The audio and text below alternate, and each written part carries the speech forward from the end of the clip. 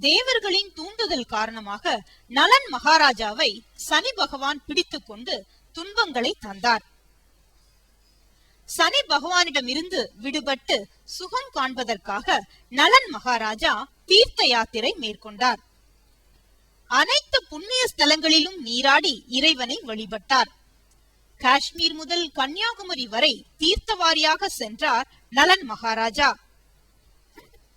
பாண்டிச்சேரி மாநிலம் காரைக்காலுக்கு அருகில் ஒரு சிவஸ்தலத்தில் உள்ள பிரம்ம தீர்த்தத்தில் நீராடி திருநீறு பூசி சிவன் ஆலயத்திற்குள் நுழைந்தவுடன் சனி பகவான் நலன் மகாராஜா உடலிலிருந்து விலகி அந்த ஆலயத்திலேயே உறைந்து வருவோருக்கு நல்லருள் புரிந்து வருகிறார்.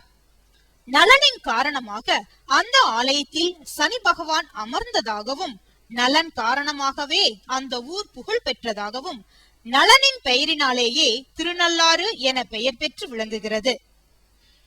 திருநள்ளாறு சென்று சனி பகவானை வணங்கினால் அவர் நமக்கு நல்லதை செய்வார்.